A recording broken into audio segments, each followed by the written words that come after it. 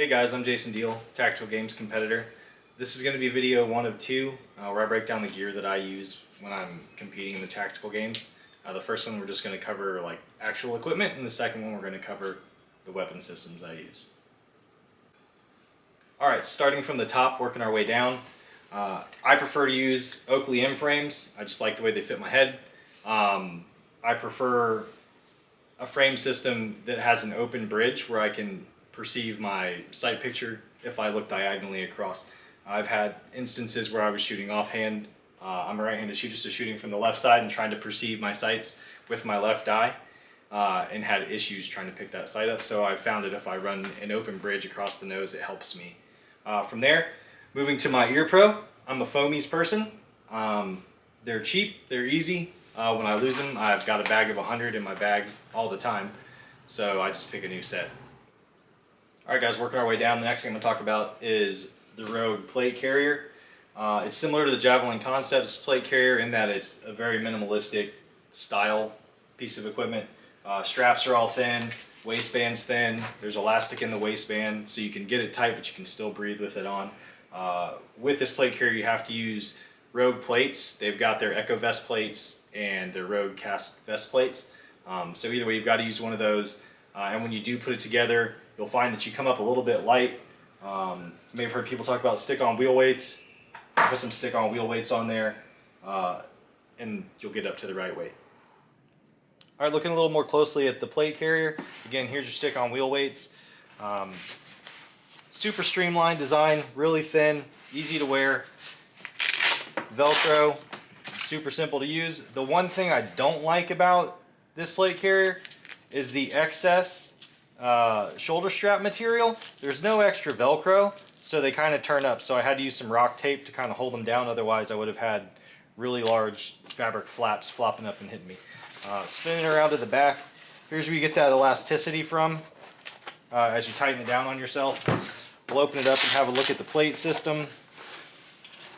These are the Echo Vest plates again. Really simple. States that you shouldn't get shot with these. Probably not going to work out well for you. Lots of wheel weights to get me up to speed. They all came in one box though from Amazon, so it's not like I had to buy loads and loads. I was able to get where I needed to go. So putting it together, there's a little strap system inside. You split the straps in half, slide the plate in.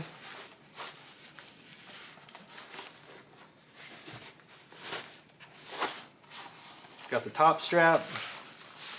Pull your bottom strap through. It's got a loop. You just pull the tension out, stow the excess material. Velcro holds the whole piece together. And you're back in business. Alright, moving on down. I use the G-Code Assaulter System belt. Depending on what I'm doing, I'll either use Priority 1 holster with just passive retention, or I'll use a Safariland holster with active retention with a thumb release. Just depends on what I'm doing. To attach those, I recommend Safariland QLS mounts. That way you can do a quick interchange. On my belt, I run 5 mags all the time now. I say all the time, depending on what the battle calls for. So if it calls for 5, I've got the options of 5. And you'll notice onto the back, if I have to run 5, I switch to a 20-round magazine. That way it shortens the depth inside the mag pouch, and it doesn't bump against the back of my plate carrier. Again, it's what I like to do. I got away from using anything on the chest of my plate carrier because when I go to prone out, it elevates me and it messes with my sight picture, so I try to stay away from any type of elevation further than what the plate carrier already puts me in. And with the belt, guys, I've got a G-Code inner belt that you run through your pants or your waistline, and it's Velcro, and it adheres to the opposite side of the Velcro inside of the actual belt. Again, this is the Assaulter belt. What I've got on it and what I have the ability to add or remove as necessary are 4 Scorpion rifle mag carriers, and excuse me, 5, and 5 Scorpion short pistol mag carriers around the outside. I have them mounted a little differently depending on what I'm doing.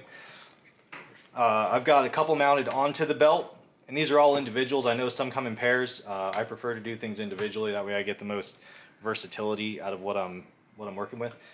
So I keep 2 on the belt, and then the rest of them mount on top of the other carriers or mag carriers.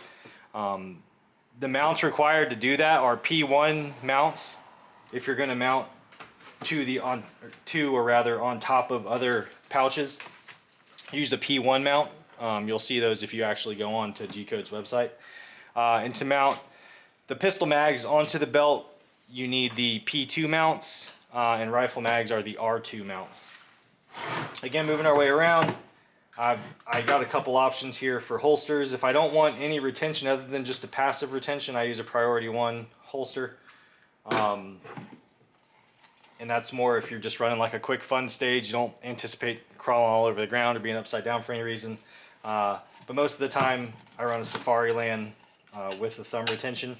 Again, the quick locking system just slides in, and you're locked in. If you need to swap them out, it's a quick slip, and you're back in business with the other holster. So that's about it for the belt. All right, guys, last thing, everyone wants to talk about are shoes. I like very light shoes, and the 2 that I've found that work best for me, I started running Solomon Speed Crosses in 2019. Super light shoe, really good tread on the bottom. They do wear out rather fast.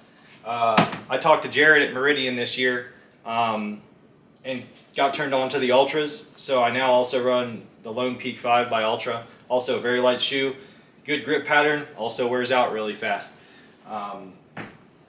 The 2 shoes that I run, they work well in 3-gun also when you're doing a lot of running around, USPSA when you've got to maneuver through a match or a stage.